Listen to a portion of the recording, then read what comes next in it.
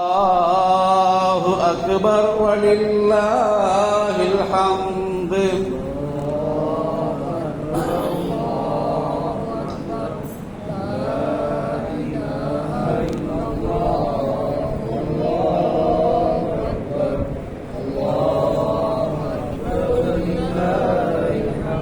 அல்லாஹு அக்பர் அல்லாஹு அக்பர் அல்லாஹு அக்பர் அல்லாஹு அக்பர் லா இலாஹா இல்லல்லாஹ் வல்லாஹு அக்பர் அல்லாஹு Akbar வலில்லாஹில் ஹம்து.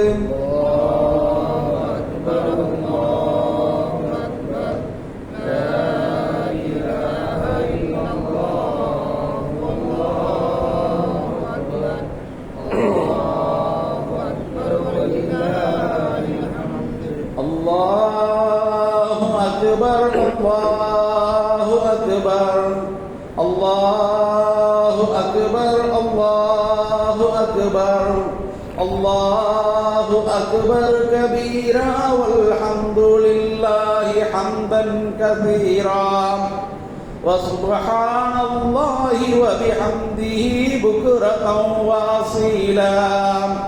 La ilaha illallah wallahu akbar Allahu akbar walillahil hamd.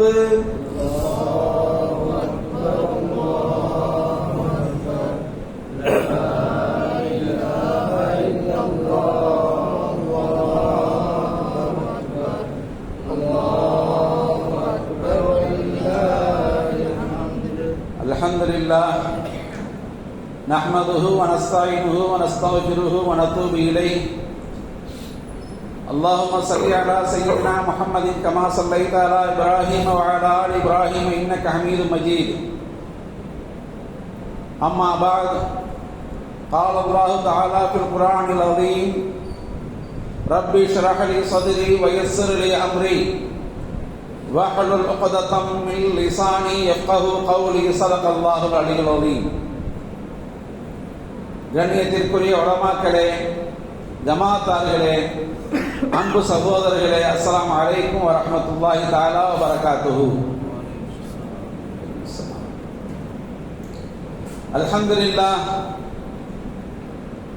மாதங்கள் வருடந்தோறும் பல மாதங்கள் நம்மை வந்தடைந்து கொண்டிருக்கின்றன. விழித்தெழுந்து நாம் பார்க்கின்ற ஒவ்வொரு நாளும் கணக்கிடப்பட்டு அது மாதங்களாக வருடங்களாக நமக்கு முன் சென்று கொண்டே இருக்கின்றன. நாட்களின் எண்ணிக்கை பல்வேறு விஷயங்களுக்காக மனிதனால் எண்ணப்படுகிறது. மாதங்களின் வருகையையும் பல்வேறு நோக்கங்களுக்காக எதிர்பார்க்கப்படுகிறது. ஆனால் வருடந்தோறும் அல்லாஹுவுக்காக நாம் எதிர்பார்க்கின்ற ஒரு மாதமாக ரமதான் என்ற மாதம் நம்மை வந்தடைந்தது. கடந்த மாதத்தில் ஷஅபானுடைய கடைசியில் பிறை தோன்றிய அந்த நாளில் ரமதான் வந்துவிட்டதை உலக மக்கள் எல்லோரும் கொண்டாடி மகிழ்ந்து அதை மனப்பூர்வமாக ஏற்று உடனடியாக தம்மை வணக்கத்தில் இணைத்துக் கொண்ட அந்த காட்சிகள் நம்மை உண்மையிலேயே ஈமானிய உணர்வு உலகில் எப்படி இருக்கிறது என்பதை புரிய வைப்பதாக அது இருந்தது. ஈமான் என்ற இந்த அல்லாஹ்வின் பொக்கிஷம் என்றென்றும் மனித மனங்களிலே நின்று கொண்டிருக்கும், நிலைத்து நிற்கும் என்பதற்கு அத்தாட்சியாக அல்லாஹ் இந்த திருக்காட்சிகளை காண்பிக்கின்றான். உலக நாடுகள் பலவற்றிலும் பார்த்தோம். எல்லா இடங்களிலும் மனிதர்கள் நோன்பு வந்ததை கொண்டாடி மகிழ்ந்து இரவு தொழுகைகளில் தராவீஹ் தொழுகை, கியாமுல் லைல் உள்ளிட்ட பல்வேறு வணக்க வழிபாடுகளில் ஈடுபட்டிருந்ததை நாம் எல்லோரும் அறிந்தோம். குறிப்பாக நமது லால்பேட்டை இங்கே விரை தோன்றிய கொஞ்ச நேரத்தில் இஷாவுடைய பாங்கு சொன்ன உடனேயே தொழுதுவிட்டு நாம் தராவீஹை தொடங்கினோம். அந்த நாள் முதல் நேற்றைய இரவு வரையிலும் தொடர்ந்து 30 நாட்கள் தராவீஹ் தொழுகையை கண்டபோது, அதிலே குறிப்பாக நமது பள்ளியில் கண்டபோது எத்தனை எத்தனை புதிய முகங்கள், எத்தனை புதிய முகங்கள் நாம் காண முடிந்தது.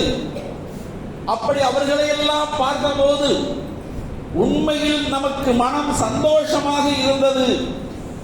மேலும் தொழுகை முடித்து செல்லுகின்ற இந்த ஈமானிய உம்மத்தின் திருக்கூட்டம் சாறை சாறையாக இருபுறமும் செல்வதை கண்டபோது அந்த காட்சிகளை கண்டு நான் அங்கு நின்று சொன்னேன், அல்லாஹும்ம ஷஹத், அல்லாஹ் நீதான் எங்களுக்கு சாட்சி. உன்னை ஏற்று உன்னை வணங்கிவிட்டு இதோ வீட்டிற்கு செல்லும் இந்த உம்மத்து சாட்சி. உன் அடியார்கள் இவர்கள் உனக்காக நோன்பிருக்கின்றார்கள், உனக்காக இரவெல்லாம் தொழுதார்கள், சஹர் செய்தார்கள், முடித்துவிட்டு பள்ளிக்கு வந்தார்கள், ஃபஜ்ருடைய தொழுகையை தொழுதுவிட்டு செல்லுகின்ற அற்புத காட்சிகளை காண்கின்றோம்.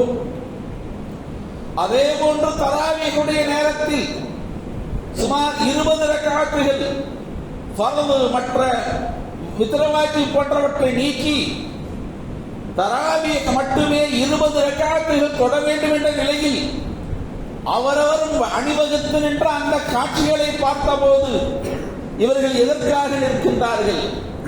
இத்தனை முறை குனிந்து நிமிர்ந்து எழுந்து மீண்டும் குனிந்து சஜிதாவில் விழுந்து எழக்கூடிய இந்த காட்சி எதை நோக்கியது?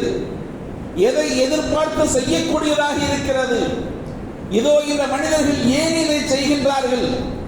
இங்குதான் சூட்சுமம் இருக்கிறது. அல்லாஹ் ரப்பல் ஆலமீன் தன் அடியார்களுக்கு கட்டளையிட்டான். அந்த கட்டளை ரமதான் மாதம் உங்களை வந்தடைந்தால் அந்த மாதத்தில் நீங்கள் நோன்பு வையுங்கள் என்று கட்டளையிட்டான். அந்த கட்டளையை உடனடியாக ஏற்றுக்கொண்டு செயலுக்கு கொண்டு வந்த இந்த உம்மத்தின் இந்த சிறப்புகள் தான் உலகை நிர்வாகம் செய்து கொண்டிருக்கிறது, உலகை வாழ வைத்துக் கொண்டிருக்கிறது. உலக மக்கள் முஸ்லிம்கள் அல்லாதவர்களாக இருந்தாலும் அவர்கள் வாய்களிலே உணவு செல்வதற்கு காரணமாக அமைகிறது. மூமின்கள் இல்லை என்றால், மூமின்களுடைய தொழுகை மட்டும் இல்லை என்றால், அல்லாஹ் என்ற பெயரை எவரும் சொல்வதில் இல்லை என்றால் இந்த உலகம் ஒரு நொடி கூட வாழ முடியாது. அல்லாஹ்வை வணங்குகின்ற இந்த அடியார்கள் அவர்களின் பொருட்டால் இந்த உலகம் வாழ்ந்து கொண்டிருக்கிறது, அதில் மற்றவர்களும் வாழ்ந்து கொண்டிருக்கிறார்கள். இதுதான் நியதி. இந்த காட்சியில் ஈமானிய உம்மத் தனது ஈமானை அல்லாஹ்விற்கு நன்றி செலுத்தும் பொருட்டு, கட்டளைக்கு கட்டுப்படும் பொருட்டு, யா அல்லாஹ் நீ சொன்னதை செய்வதற்கு காத்திருக்கிறேன், நான் உன் அடியான், நான் உன் அடிமை, உனக்கு முன் நிற்கின்றேன், என் கைகளை என்னுடைய தொப்புளுக்கு மேலே வைத்து கட்டிக்கொண்டு நிற்கின்றேன். எஜமானனுக்கு முன்னால் இருக்கின்ற பணியாளர் எப்படி நிற்பானோ அதுபோன்று நான் நிற்கின்றேன். இறைவா, நான் எதற்கும் குனிந்தவன் அல்ல, எவரிடத்திலும் நான் சென்று என் தலை குனிந்து நின்றவன் அல்ல. ஆனால் உனக்கு என் உடம்பில் பாதியை 50% அப்படியே வளைத்து உண்மன் நிற்கின்றேன். காரணம், நீ என் அல்லாஹ், நீ என் எஜமானன், நான் உனக்கு அடிமையானவன், உன் அடியான், இதோ நிற்கின்றேன். இறைவா, அது மட்டுமல்ல, என் தலைதான் பிரதானம், இந்த தலைதான் மனிதனுக்கு முக்கியத்துவம். இந்த தலை எவருக்கும் சாயாது, எவருக்கும் தாழாது. எத்தனை கோடிகள் கொடுத்தாலும், என்னென்ன இன்பங்கள் கொடுத்தாலும், என்னென்ன பதவிகள் கொடுத்தாலும் என் தலை யாருக்கும் சாயாது. ஆனால் ரப்புல் ஆலமீனே, என் அல்லாஹ்வே, உனக்கு முன்னால் நான் இதோ என் தலையை பூமியில் தாழ்த்தி விட்டேன். சுபஹான ரப்பியல் ஆலா, என்னுடைய ரப்புதான் உயர்ந்தவன், அவன்தான் உயர்ந்தவன். இதோ நான் தாழ்ந்திருக்கின்றேன், எனக்கு மேலானவன் அவன்தான், அதற்கு மேலானவன் அவன்தான், அப்படியே உயர்ந்து சென்று அர்ஷிற்கும் உயர்ந்தவன் அவன்தான். அவனை விட மேலானவர் எவரும் இல்லை, அவன் தான் உயர்ந்தவன். அந்த உயர்ந்தவனை இதோ அனைத்திற்கும் தாழ்ந்திருக்கக்கூடிய இந்த மண்ணில் என் தலையை வைத்து அல்லாஹ் உனக்கு நான் வணங்குகின்றேன் என்று வணங்கிய காட்சிகள் தான் இந்த ரமதானில் அரங்கேறிய காட்சிகள். அருமையானவர்களே, அல்லாஹ் ஆணையிட்டான், நீங்கள் நோன்பு நோருங்கள் என்று சொன்னான். இது என்ன? உலகிற்கு விடப்படும் சவால். நோன்பு என்பது எப்படி என்றால் மறைமுகமான ஈமானை நிலைநிறுத்தக்கூடிய அம்சத்திற்குட்பட்டது ரமதான். நோன்பு வைப்பது என்பது ஒவ்வொரு மனிதனும் அவனவனும் தனக்குள்ளே மட்டும் தெரிந்திருக்கின்ற ரகசியம் தான் ரமதான். நான் சொல்லுகின்றேன், நான் நோன்பு வைத்திருக்கிறேன் என்று வெளியில் சொல்லுகின்றேன், ஆனால் உள்ளுக்குள் என்ன நிலவரம் என்று என்னை தவிர மற்றவர்கள் யாருக்கும் தெரியாது. அப்படிதான் நான் சொன்னாலும் எந்த வாய்ப்புகள் இருந்தாலும் நான் நோன்பு வைத்தேன். ஏன் தெரியுமா? என் அல்லாஹ் எனக்கு கட்டளையிட்டான், அதை நான் நிறைவேற்றுகின்றேன் என்று நாம் இருக்கும்போது அதன் இயல்பு நிலை என்ன? யாருக்காக அதை செய்கின்றோம்? எத்தனை எத்தனை கஷ்டங்கள், சிரமங்கள் மனிதர்களுக்கு ஏற்பட்டிருக்கும். பல்வேறு நேரங்களிலே நமது பசி நம்மை வாட்டி எடுத்ததை கண்டோம். நாம் வீட்டில் இருக்கின்றோம், நம்முடைய வீட்டில் நாம் இருக்கின்றோம், நமக்கு எல்லா சுதந்திரமும் நமது வீட்டில் இருக்கிறது. ஃப்ரிட்ஜை திறந்தால் உள்ளே பழம் இருக்கிறது, தண்ணீர் இருக்கிறது, அடுப்பங்கரையில் சமைக்கப்பட்ட எத்தனையோ பொருட்கள் இருக்கின்றன, வாங்கி வைக்கப்பட்ட பதார்த்தங்கள் எவ்வளவோ இருக்கின்றன. பசி வயிற்றை கிள்ளுகிறது. ஆனால் நோன்பிருக்கும் காரணத்தால் இதை எதையும் அவர் தொடாமல் கடந்து செல்கின்றார். கடும் தாகம் ஏற்படுகிறது, அருகிலே தண்ணீர் இருக்கிறது, ஒது செய்யும் போது தண்ணீர் உடம்பெல்லாம் படுகிறது, வாயெல்லாம் படுகிறது. என்றாலும் கூட அந்த தாகத்திற்கு அந்த நீரை அவர் அருந்தவில்லை. ஏன் இவர் இதை ஒதுக்கினார்? யார் இதை ஒதுக்க சொன்னது? மனிதனுக்கு பசி என்றால் உண்ணுவது இயல்பு, தாகம் என்றால் தண்ணீரை அருந்துவது இயல்பு. இப்படிப்பட்ட சூழலில் இதுவெல்லாம் எனக்கு வேண்டாம், யா அல்லாஹ், நீ இந்த நேரம் முதல் இந்த நேரம் வரை உண்ணாதே என்று சொன்னால் நான் உண்ண மாட்டேன். அந்த நேரம் முடிந்தவுடன் என்னை உண்ணச் சொல்கிறாய், உடனடியாக நான் எடுத்து உண்ணுகின்றேன். தாமதம் கூட செய்வதற்கு எனக்கு உரிமை இல்லை. அந்த கட்டளை, உனது கட்டளை வந்துவிட்டது, நோன்பை திறக்க வேண்டும் என்ற கட்டளை எனக்கு வந்துவிட்டது, உடனடியாக நான் நோன்பை திறக்கின்றேன். இந்த விஷயம் எதை உணர்த்துகிறது? நம்முடைய உணவு என்று சொல்லக்கூடிய நம்ம வீட்டில் இருக்கும் உணவுகள், நமக்கானவைகள் நம்மிடத்திலே இருக்கின்றன. அவற்றை கூட நம் இஷ்டத்திற்கு எடுத்து நம் விருப்பத்திற்கேற்ப எதுவும் செய்து விடுவதற்கு அல்லாஹ் நம்மை விட்டுவிடவில்லை. உன் இறைவன் நான் இருக்கின்றேன், உன்னை படைத்தவன் நான் இருக்கின்றேன், உனக்காக எல்லாவற்றையும் கொடுத்தவன் நான் இருக்கின்றேன், என்னை மீறி உனக்கொன்றுமில்லை, நான் சொல்வதை செய் என்று ஆணையிட்டான். நீ சொன்னால் செய்ய தயார் அல்லாஹ் என்று நிரூபித்து விட்டு நாம் இங்கே உட்கார்ந்திருக்கின்றோம். அல்லாஹ், நீ எனக்கு கட்டளையிட்டாய், உன் கட்டளையை ஏற்று நான் இதோ நடத்திவிட்டு வந்திருக்கிறேன் என்று சொல்வதற்கான அனைத்தையும் இதோ செய்துவிட்டு வந்திருக்கின்றோம். எத்தனை உரிமையுடையவர்கள் நாம்!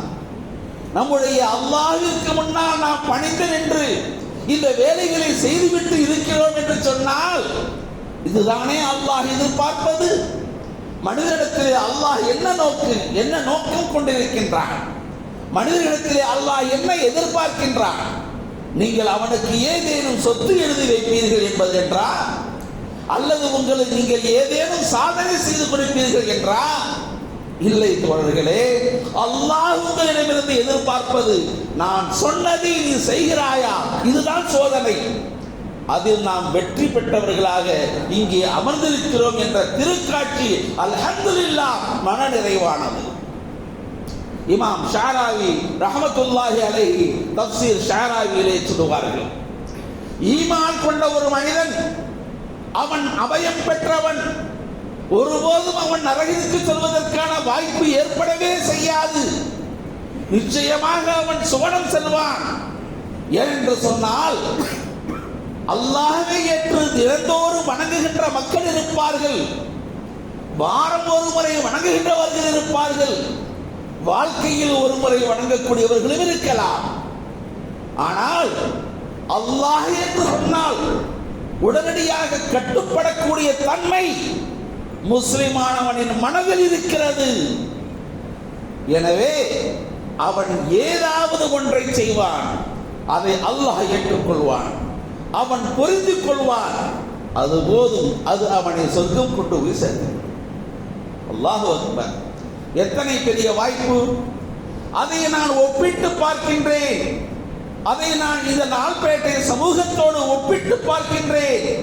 நமது இளைஞர்கள் எப்படிப்பட்ட வேலையை செய்கின்றார்கள், அவர்களுடைய செயல்பாடு எப்படி இருந்தது நாம் தொழுகையிலே கண்டோம்.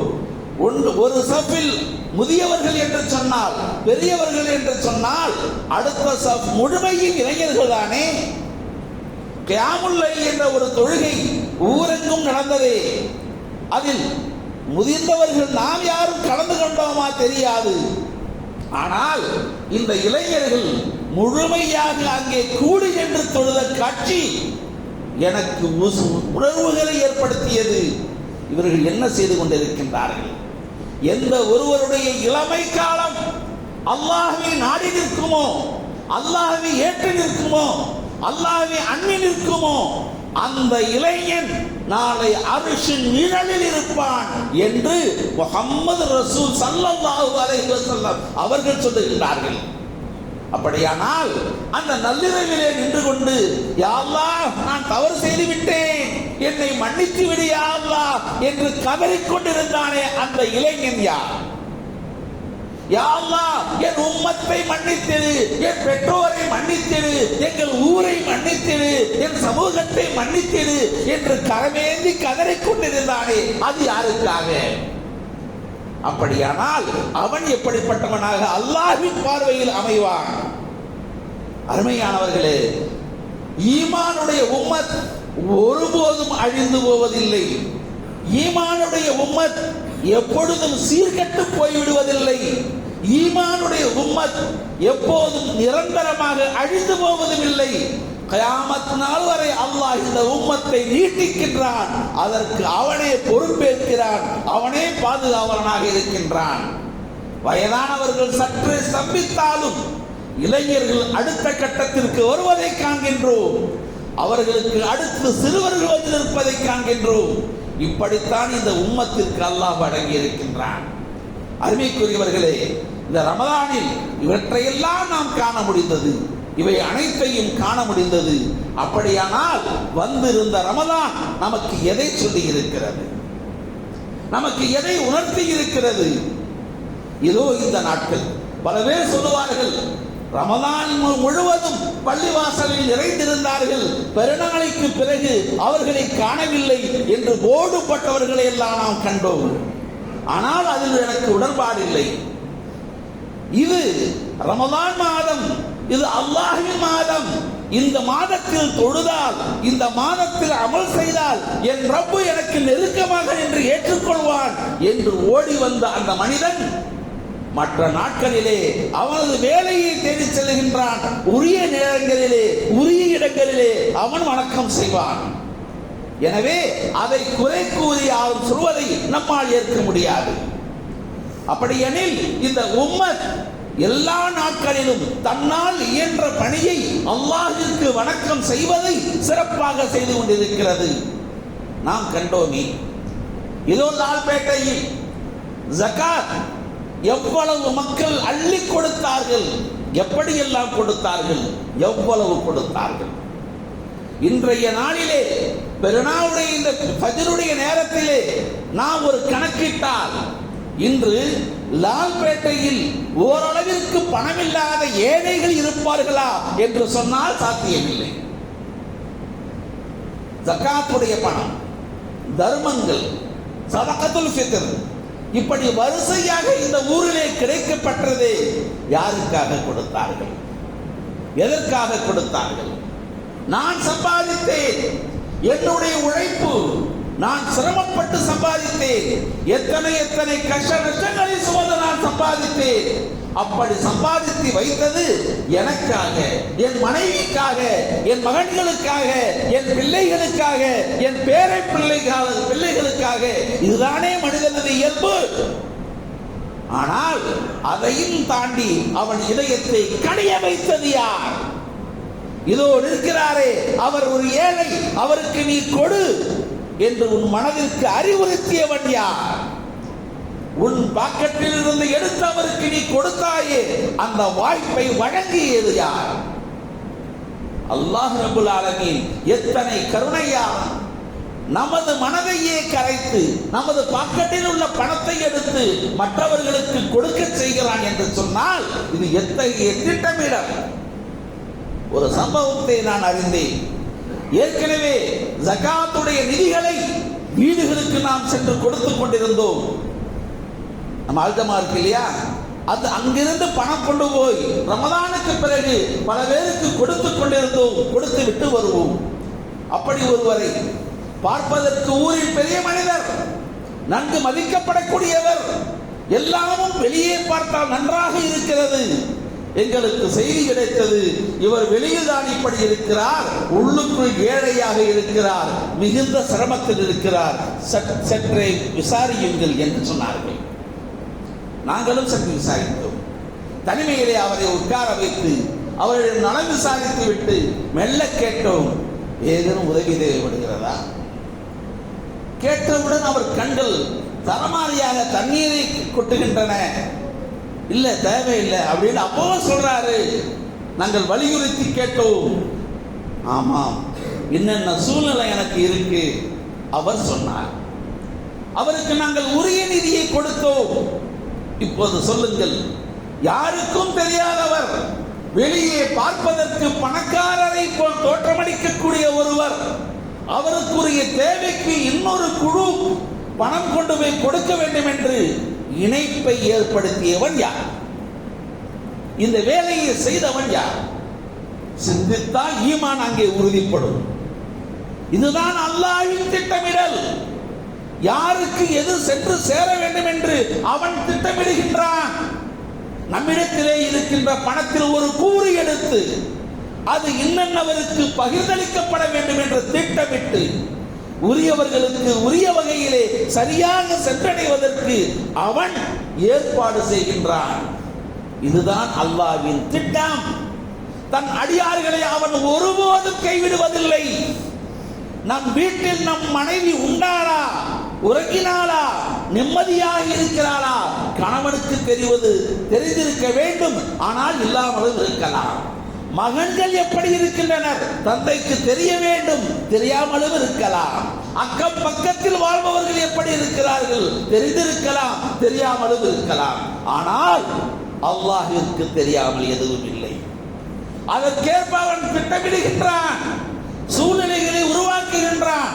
இன்னவருக்கு இன்ன தேவை, கொடு என்று அறிவுறுத்துகின்றான். காரியம் இலகுவாக முடிகிறது என்று சொன்னால் நம் அல்லாஹ் எங்கே இருக்கின்றான்?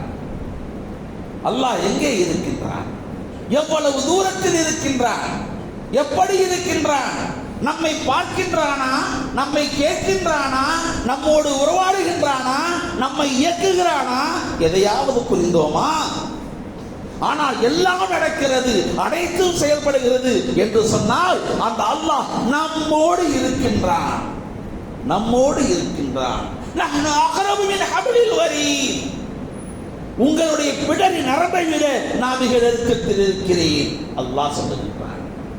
மிக நெருக்கத்தில் இருக்கும் அவன் எதை எப்படி திட்டமிட வேண்டுமோ அப்படி திட்டமிட்டு அவற்றை நிறைவேற்றுகின்றான். திட்டமிட்டு நிறைவேற்றுகின்றான். அருமையானவர்களே, இதுதான் அல்லாஹ்வின் ஏற்பாடு, செயல்பாடு. இதில் இந்த உம்மத் செய்த இந்த வேலைகளை கண்டபோது உண்மையில் மனம் நிறைவு ஏற்பட்டது. அல்ஹம்துலில்லாஹ், இப்படியே இந்த கூட்டம் அல்லாஹ்வின் அடியார்களாக தொடர வேண்டும், எல்லா நாளும் தொடர வேண்டும். இன்று பெருநாள், நாளைக்கு பிறகு நம்முடைய வேலைகள் எத்தனையோ இருக்கின்றன. அவற்றை நாம் தேடி செல்ல வேண்டியிருக்கிறது, உழைக்க வேண்டியிருக்கிறது. செய்யுங்கள். நீங்கள் எதை செய்தாலும் அதற்கு பின்னணியில் இதை செய்வதற்கான வாய்ப்பை என் அல்லாஹ் எனக்கு கொடுத்தான் என்று மனதிலே நிலைநாட்டுங்கள். அதுபோல் பெருசா ஒன்றை செய்வேன். எனக்கு இதை செய்ய வாய்ப்பை தந்தவன் அல்லாஹ், அவன் தான் எனக்கு இவற்றை கொடுத்தான். அவனுடைய ரஹமத்தால், அவன் கொடுத்த பரக்கத்தால், நிஅமத்தாக நான் இதை பெற்றிருக்கின்றேன். இதை நான் உரிய வழியை சம்பாதித்து அனைத்து வகைகளிலும் செயல்படுத்துவேன் என்று முடிவெடுத்தால் நீங்கள் செய்கின்ற அந்த உழைப்பு இபாதத் என்று ஆகிவிடும். அதுவும் இபாதத் என்று ஆகிவிடும். நீங்கள் சம்பாதிப்பதற்காக செய்கின்ற உழைப்புகள் அது இபாதத் என்று ஆகிவிடும். அப்படியானால் அல்லாஹ் எப்படி இலகுவாக்கி தந்திருக்கின்றார். அருமையானவர்களே, கலங்க வேண்டாம், தயங்க வேண்டாம். நம் நிலை என்ன ஆகுமோ, எப்படி எப்படி ஆகுமோ அப்படி தயங்க வேண்டாம். ஆனால் நாம் தவறு செய்து அதிலேயே இருந்து விட்டால் அல்லாஹ் நம்மை விட்டு தேட மாட்டானே, கடுமையாக தண்டிப்பானே என்ற அச்சம் இருக்க வேண்டும். ஆனால் அதற்காக தேவையற்ற பயங்களை கொண்டு நம்முடைய அமல்களை வீணாக்கிடக் கூடாது. அமல்களிலே கவனம் தேவை. அமல்களை அல்லாஹ்வுக்கு என்று செய்ய வேண்டும். அப்படி செய்தால் அந்த அமல்கள் மக்பூலியத்தாக, அல்லாஹ்வால் ஏற்கப்பட்டதாக ஆகும். அதற்கான பயிற்சி தான் இந்த 30 நாட்களிலே நடைபெற்றது. உனது பொருள்தான், நீ உண்ணும் பொருள்தான், நீ அருந்தும் பொருள்தான். நான் சொன்னால்தான் அருந்த வேண்டும். ஏற்றுக்கொண்டோமா இல்லையா? செயல்படுத்தணுமா இல்லையா? இதுதான் பயிற்சி.